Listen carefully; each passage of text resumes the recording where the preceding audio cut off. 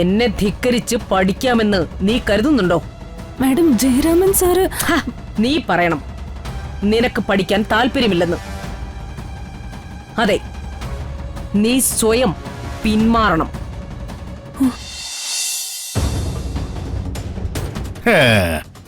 എന്തൊക്കെയായിരുന്നു? കൊട്ടാരത്തിലെ കണക്കില്ലാത്ത സ്വത്തുക്കൾ, നിലവറയിൽ ഇനിയും എണ്ണിത്തിട്ടപ്പെടുത്താത്ത സ്വർണ്ണാഭരണങ്ങൾ, രത്നങ്ങളും വെള്ളിയും വേറെ. ഇതെല്ലാം വൈദേഹി തമ്പുരട്ടിയുടെ വരവോടെ സ്വാഹ. അങ്ങനെ കുഞ്ഞുമോളുടെ ആട്ടം തീരാൻ പോകുന്നു. ഇനി കുഞ്ഞുമോളുടെ ആടയാഭരണങ്ങളും ചമയങ്ങളും അഴിച്ചു മാറ്റി പഴയ വേഷം കെട്ടേണ്ടി വരുമോ? ഭദ്രേട്ടാ, കുഞ്ഞോളെ, ഈ ഭദ്രേട്ടൻ തന്നെ പരിഹസിച്ചൊന്നുമല്ല. ആ വൈദേഹി തമ്പുരാട്ടി വാ തുറന്നാലേ അതോടെ എല്ലാം തീരും. അപ്പോ ഒരു മുൻകരുതൽ നല്ലതല്ലേ? എവിടെ തുടങ്ങി ഇപ്പൊ എവിടെ നിൽക്കുന്നു? ഈ ദൂരം വരെ നടന്നു കയറിയത് വെറുതെയാണെന്ന് തോന്നുന്നുണ്ടോ ഭദ്രേട്ടന്? തടസ്സമായി നിന്നതിനൊക്കെ മുറിച്ചു തള്ളിയിട്ട് തന്നെയാ. ഇനിയും മുറിച്ചു തള്ളേണ്ടി വന്നാ അതിനും മടിക്കില്ല രമാദേവി. അന്നൊക്കെ രാവും പകലുമില്ലാതെ കുഞ്ഞോടൊപ്പം ഈ ഭദ്രേട്ടനും ഉണ്ടായിരുന്നു.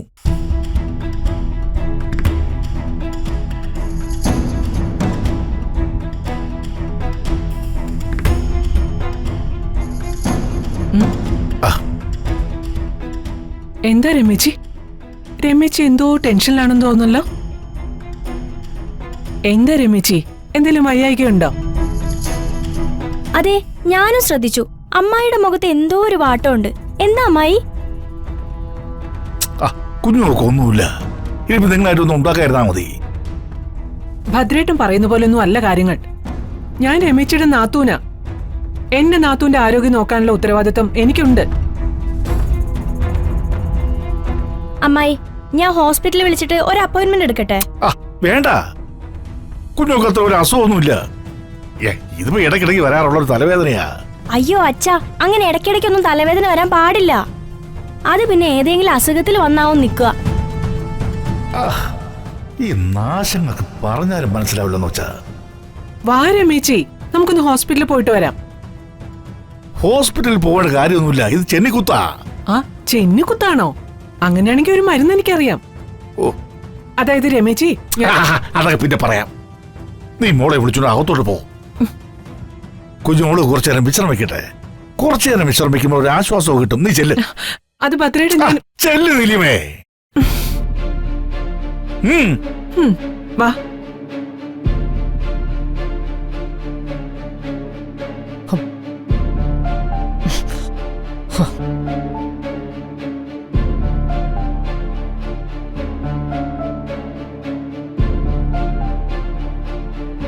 കുഞ്ഞോളെ, കാര്യങ്ങളൊക്കെ ഓരോന്നായിട്ട് കൈവിട്ട് പോവുക. ആ വേലക്കാരി പെണ്ണിനെ പഠിപ്പിക്കാൻ വിട്ടതാണ് ഏറ്റവും വലിയ തെറ്റ്. കുഞ്ഞോട് എന്തിനാണ് സമ്മതിച്ചെന്നാണ് എനിക്ക് മനസ്സിലാവാത്തെ. ആര് സമ്മതിച്ചു? അവള് പഠിക്കാൻ തുടങ്ങിയില്ലല്ലോ. അവള് പഠിക്കാൻ ആഗ്രഹിച്ചു എന്ന് പറഞ്ഞാൽ അതിനർത്ഥം അവള് പഠിക്കുന്നു എന്നല്ല. വരുന്നുണ്ട്. കുഞ്ഞോളുടെ വക്കീൽ പരീക്ഷ എഴുതാൻ പോകുന്നു വേലക്കാരി. അതല്ല രസം. അവളെ ആട്ടിത്തെളിയിച്ചുകൊണ്ട് നടക്കുന്നതേ കുഞ്ഞോളുടെ ഇളയ മോന മഹി. അതെ, ഞാൻ പറയുന്നുണ്ട്, കുഞ്ഞോക്കൊന്നും തോന്നരുത്. ഈ കാശുള്ള വീട്ടിലെ ആൺപിള്ളാർക്ക് ചെറുപ്പക്കാരികളായ വേലക്കാരികളോട് ചില ചില്ലറ ചുറ്റിക്കളികളൊക്കെ കാണും. ഇത് അത്തരത്തിലുള്ള ഒരു ചുറ്റിക്കളി ആയിരുന്നെങ്കിൽ കണ്ടില്ലെന്ന് അടിച്ച് കണ്ണടയ്ക്കാമായിരുന്നു. ഇതേ കഥ വേറെയാ. അവന്റെ കരടിലെ ആ പെണ്ണ് കഞ്ഞിയും കറിയും വെച്ച് കളിക്കുന്നേ. ഭദ്രേട്ടാ, കുഞ്ഞോട് പഴയ അടുക്കള പണിയൊന്നും മറന്നിട്ടില്ലല്ലോ. ആവശ്യം വരും. ആ പെണ്ണിനെ പഠിപ്പിച്ച് വലിയ പത്രാസുകാരിയാക്കുമ്പോ സംഗതിയുടെ കിടപ്പ് വശമൊക്കെ അങ്ങ് മാറും. അടുക്കളക്കാരി അരമനയിലെത്തും. മനസ്സിലായില്ലേ? കുഞ്ഞോളുടെ ഇളയമോൻ മഹിയില്ലേ, അവളെ കേട്ടുവന്ന്.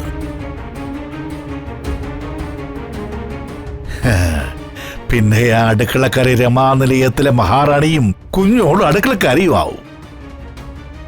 ഭദ്രൻ ഒരുപാട് ജീവിതം കണ്ടതിന്റെ ബലത്തിൽ പറയുക, സൂക്ഷിച്ചാൽ കുഞ്ഞോക്ക് തന്നെ കൊള്ളാം. ആ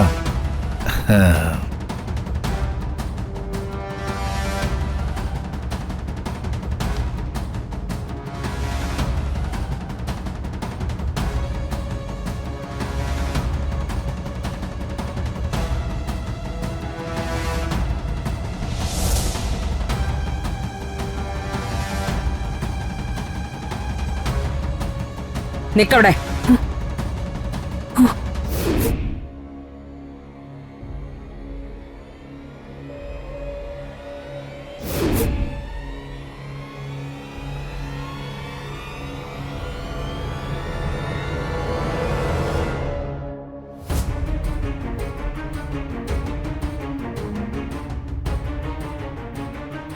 നീ എവിടെയായിരുന്നു ഇത്രയും നേരം?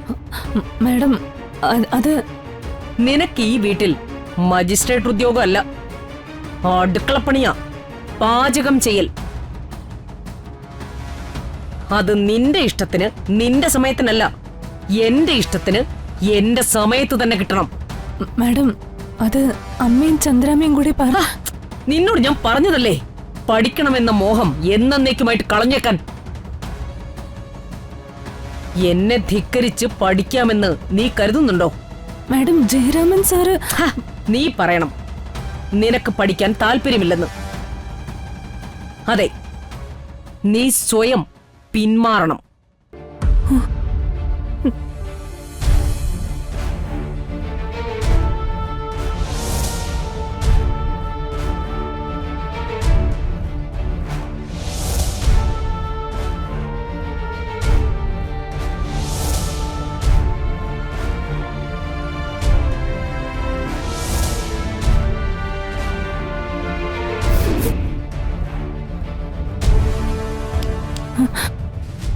എന്താ ഞാൻ പറഞ്ഞതനുസരിക്കാൻ ബുദ്ധിമുട്ടുണ്ടോ നിനക്ക്?